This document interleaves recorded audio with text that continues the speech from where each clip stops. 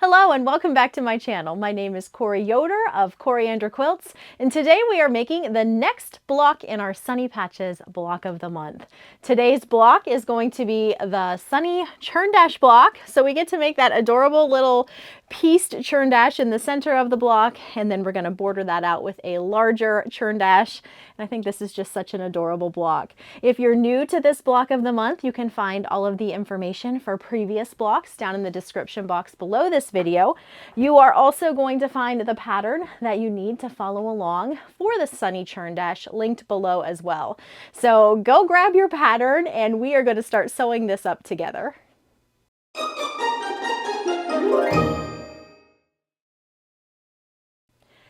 I have all of my pieces cut out. There are quite a few pieces that we're going to need for this block. We've got a fair amount of piecing to do today, but everything is cut out here. We are going to start by piecing the center portion of our churn dash block. Now, just like in months previous, you will be able to skip piecing the center portion. If you wanted to simplify this block, you would just follow the starred portions in the pattern to replace the center churn dash with a solid square. So if you wanted to simplify that, that is definitely an option for you. We are going to be going through the tutorial for this block, piecing it just like what you see here.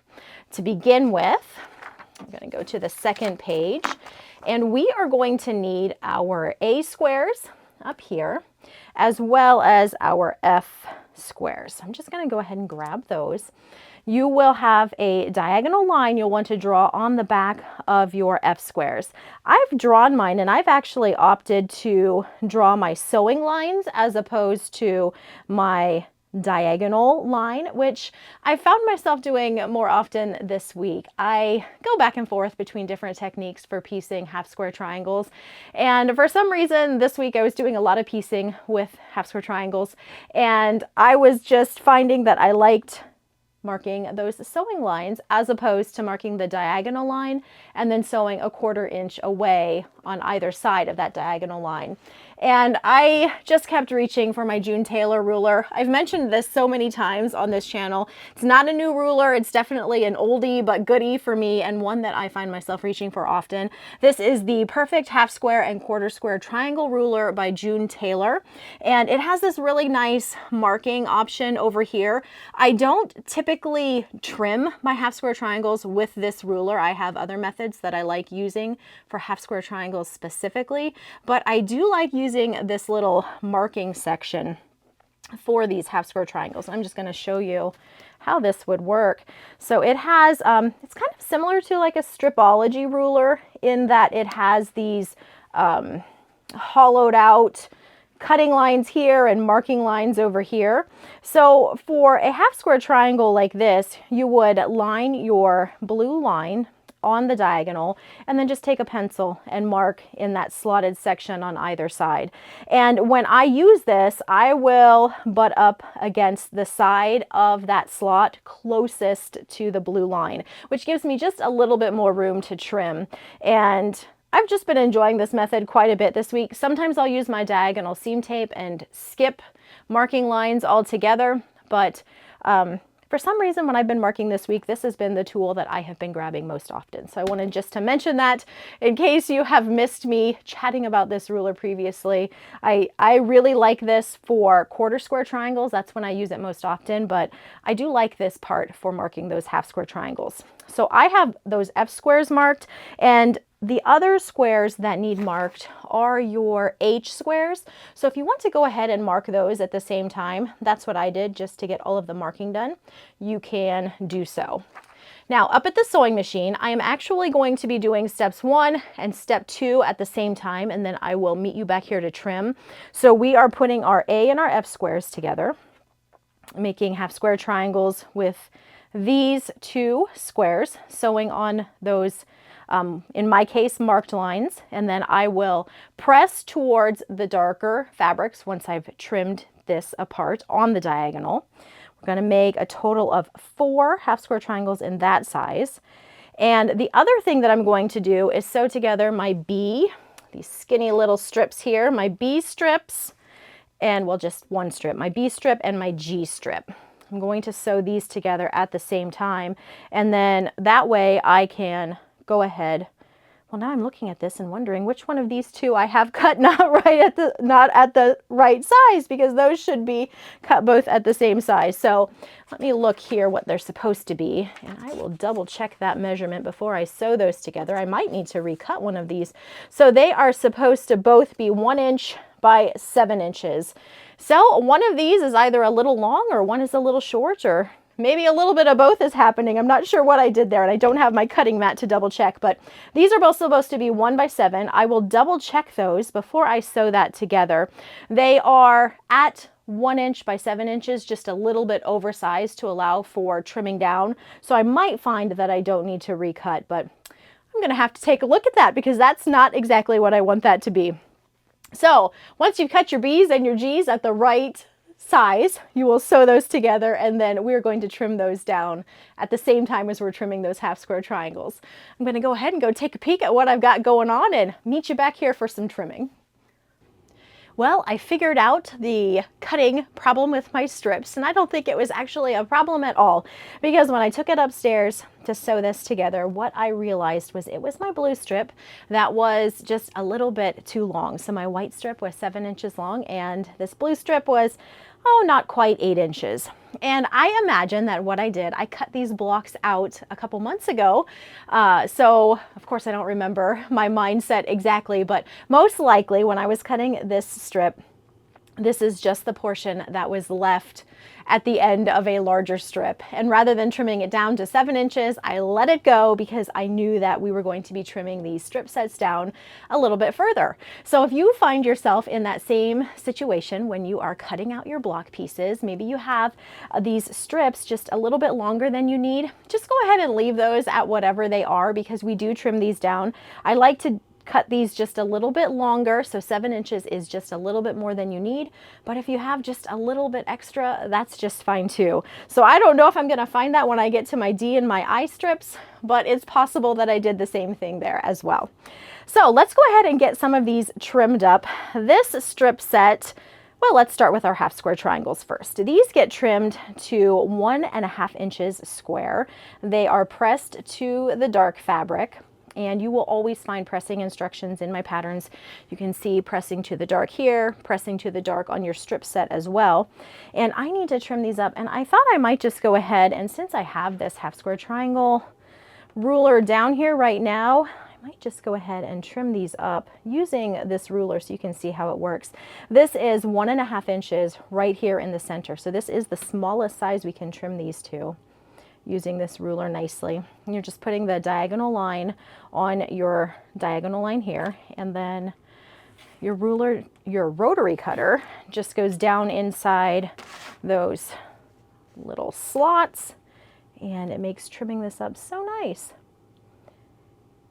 Now I don't use this as often, as I said, for doing half square triangles, but I really like it for quarter square triangles. When I'm making Ohio stars, not Ohio stars, yeah, that's what I want to say. My mind went blank there for a little bit. Ohio star blocks, I use this quite a bit. But really, we make quarter square triangles pretty often in quilt making. And anytime I'm making a quarter square triangle, this is the ruler that I like to use to trim those. So you can see how this works. Pretty simple. Get off there.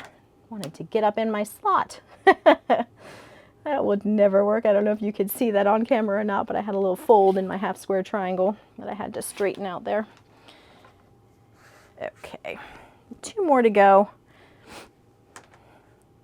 And this is a turning mat that I'm cutting on here, but I often will opt just to turn my half square triangle rather than turn the mat itself. And you probably have favorite ways that you like trimming these. I do different methods just depending on my mood that day, I think. I have been getting more into using block lock rulers. That was a ruler that took me a couple years to decide if I liked or not. But recently I've been enjoying trimming with the block lock. And then of course I will use just a regular ruler with a diagonal line to trim. I use that method pretty often. All right, almost got this last one done. And then we'll trim our strip set next. So there we go. Those little guys are all trimmed up. Moving on to this strip set. All right, just gonna line him up here. So I'm gonna have a little bit of room to trim on both the left side and the right side. So I'm gonna leave a little overhang there. And then I'm gonna trim here. Trim my left side, and then these are going to be cut into 1.5 inch segments. So there's a little trim there, and then 1.5 inch segments. We're going to need 4 of those.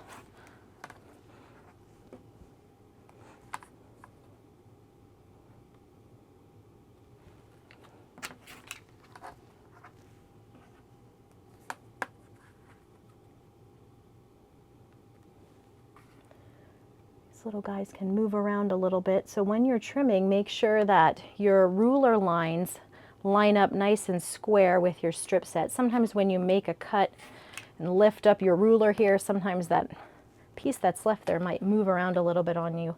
So make sure that when you actually go to cut the next piece, that everything is lined up nice and tidy on all those 3 edges there. And there we go. We've got our 4 strip set chunks there, and then our half square triangles. And those are actually all of the pieces that we're going to need, in addition to some that we have over here, to sew together that center churn dash. So let's go ahead and lay that out. You're going to have your half square triangles in the 4 corners, and your darker fabric is going to go towards the center. And then these little strip sets are going to do the same thing, darker towards the center. And you're going to lay it out like this. And there we go. And then the other piece that you're going to need is your little E square. And that's going to go in the center of your block. And then we are sewing this just like it shows down here. We've laid out our little churn dash center. We're going to sew together the rows. We'll press towards the center for the top row, so towards the center here, and then away from the center here, so that's going to go out towards the strip sets, and then towards the strip set again for that bottom row. When you sew all of the 3 rows together, you're going to press those away from the center. And I will show you just how cute our little churn dash center is going to look like after I sew it together. And this is our cute little churn dash center. This little block should measure 3.5 inches square at this point in time. This is what it looks like, and the pressing on the back will look like that. So we can set this to the side, and now we are basically just going to repeat the steps that we just did, but on a slightly larger scale. So in your pattern, next you're going to be making half square triangles using C and H, and you'll remember that I have already marked my H squares. So we're going to make half square triangles with those, and then we are sewing together D and I into a long strip set. So, same size. I wondered when we got here if I would have left one of those long or not, but those are the same size. So I'm going to sew those together, turn these into half square triangles, and I am going to go ahead and trim those up right away. You can see the trimming that we need to do for the half square triangles is going to be to 3.5 inches square. We will need 4 of those. And then for our strip sets, once we sew those together, we are also trimming those into 3.5 inch squares. I'm gonna go ahead and do the sewing and the trimming for all of those and meet you back here to continue sewing our block together. I am just laying out the pieces that I have cut. The half square triangles have been trimmed to 3.5 inches. That long strip set that we sewed here, those are all trimmed to 3.5 inches as well. Everything is pressed the same way as they were in the first step towards those darker fabrics. You can see what that looks like. And then we just need to lay these pieces out. And then instead of a solid square, a solid 3.5 inch square, we have our little adorable 3.5-inch churn dash that we'll be using in the center of our block there. So you can see the piecing instructions for this portion of the block. We are going to be sewing the rows together, and just like we did with our little mini churn dash, we'll sew our rows together. We're going to press towards the strip set here, so that'd be away from the center, and then for the bottom row towards that strip set. And then when we are sewing our rows together, we're going to press away from the center. Once we have the center portion, all of these pieces here sewn together, we just need to sew on our J and our K strips. And you will see that on the last page. We will sew J onto the sides first. So we'll have J on both sides and then K on the top and bottom. And those all get pressed away from the center.